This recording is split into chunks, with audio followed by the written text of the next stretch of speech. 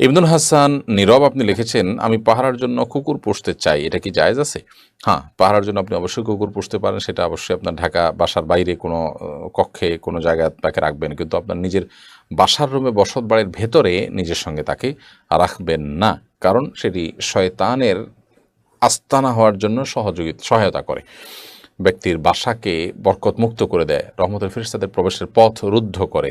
এর অনেক কারণ আছে। আল্লাহর কোন সৃষ্টিতে কি আছে না আছে সেগুলো তো আমাদের বোঝার কথা নয়।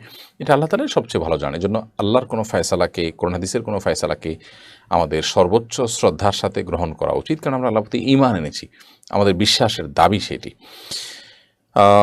আশিক মণ্ডল লিখেছেন ইন্ডিয়া থেকে, ফ্লোরে যদি কোনো নাপাক লেগে থাকে তার উপর জায়নামাজ পেতে নামাজ পড়লে নামাজ হবে কিনা?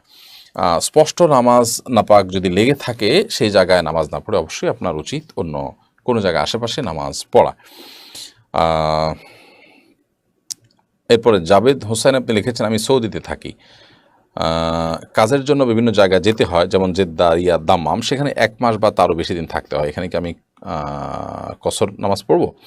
আপনি যদি সেখানে একই জায়গায় থাকেন, একটা হোটেল নিয়ে সেখানে 1 মাস থাকেন, তাহলে সেক্ষেত্রে পুরো নামাজ পড়বেন ফুকাহা হানাফের মতে, কারণ আপনি মুসাফির থাকেন না তখন। আর যদি 1 মাস 1 দিন 2 দিন এক জায়গায়, 4 দিন আর জায়গায় এভাবে আপনি কাজ করতে থাকেন, তাহলে সেক্ষেত্রে পুরো সময় আপনি কসর নামাজ পড়বেন।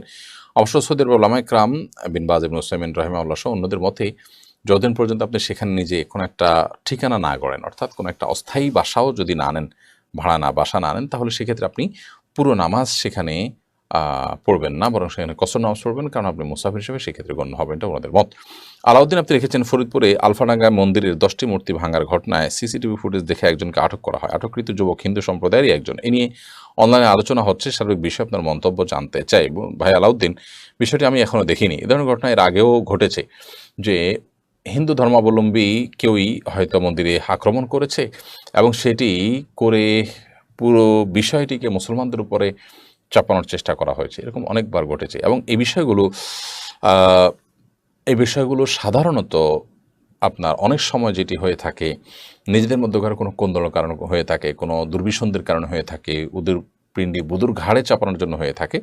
বিধায় এ বিষয়ে প্রশাসনের ভাইগণ, আমাদের মিডিয়ার ভাই বোনরা দায়িত্বশীল ভূমিকা পালন করা উচিত।